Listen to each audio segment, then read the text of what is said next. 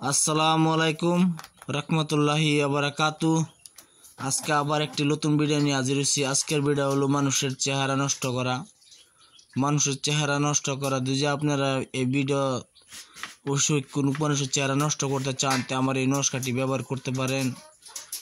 আপনারা যে কোনো মানুষের চেহারা নষ্ট করতে পারবেন। অবশ্যই এগুলা কাজ বহুত বড় ভুল। আপনারা এগুলা কাজ দিয়ে করেন তা আপনারা পাপের বোঝা টানবেন। আপনারা অবশ্যই আপনারা গলতভাবে কাজ করবেন না। যদি আপনারা নিজের কোনো শত্রুকে করতে চান তাহলে করতে পারেন।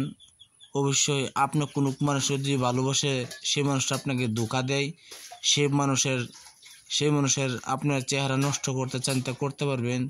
তার দিন দিন চায় তার চেহারা খারাপ হয়ে আসবে।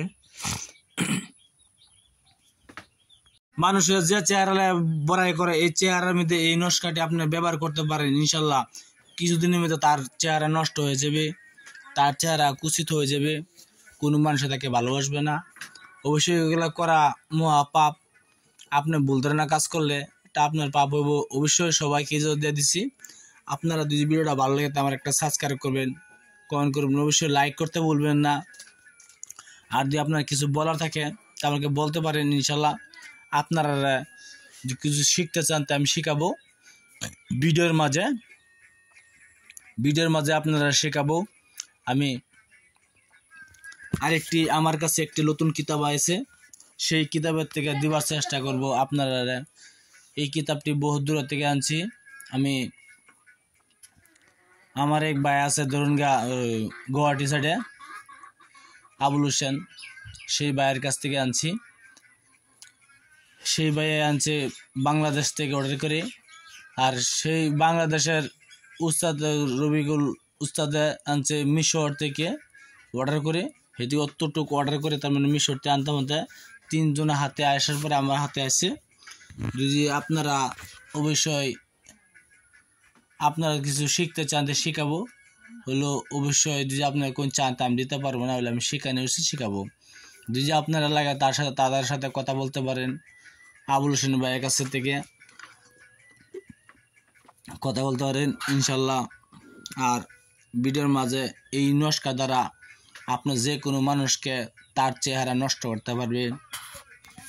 নষ্ট করা এটা সবাইকে ইজ্জত দেওয়া আছে, সেটার জন্য আমি দায় নাই, আপনারা দায় হবেন। এই নস্কা দ্বারা কেমনে কাজ করতে হয় না করতে হয় আমি ভিডিওর মাঝে বলে দিব। আপনি যে শত্রুকে চেহারা কুচিত করতে চান, নষ্ট করতে চান,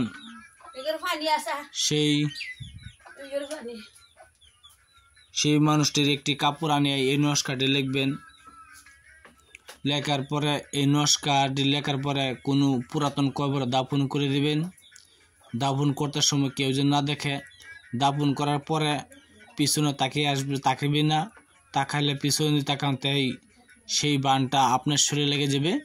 এই জন্য আপনি দাফন করে আসার পরে পিছনে তাকায় দেখবেন না, সিধা আসে যাবেন। কিছু হয়েও তো আসাইবেন না, পাশে কেউ যদি ঢাকেও তো আসাইবেন না।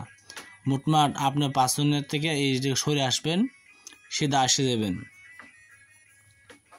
রাত্রে হোক আপনি যে বলে হোক যে মানুষের না দেখে এ সময় এই নস্কাটি দাপন করবেন। আমি আবার বলছি, শত্রু কাপড়ের মধ্যে মেক্সো জারবান কালি দ্বারা এই নস্কাটি আপনি সুন্দরভাবে লিখবেন। শত্রুর কাপড় রূপে লেখার পরে অবশ্যই শত্রুর কাপড় হতে হবে। দেওয়ার পরে শত্রুর নাম দিবেন, শত্রুর মার নাম দিবেন। শত্রুর নাম আগে দিবেন, এই নস্কাটি নিচে শত্রুর নাম দিবেন, শত্রুর মার নাম দিবেন। দেওয়ার পরে এই নস্কাটি তার মানে সুন্দর মাদুলিতে বানিয়ে একটা কবরে দাপন করে দিবেন। দেখবেন তার কিছুদিন তার চেহারা এরকম খারাপ হয়ে যাবে, আস্তে আস্তে খারাপ হয়ে যাবে। অবশ্যই দুজিয়া তার চেহারা ভালো করতে চান তাহলে এই নস্কাটি এবার আবার ফেলে নদীতে ফেলে দিবেন। সেই তার আগের চেহারা আসে যাবে আস্তে আস্তে। অবশ্যই কাজ করা ভুল, আপনারা কাজ করবেন হিসাবে আপনারা বুঝে শুনে কাজ করবেন। সবাইকে যদি দিচ্ছি সেটার জন্য আমি দায় নাই। আসসালামু আলাইকুম, খুদা হাফেজ, নমস্কার।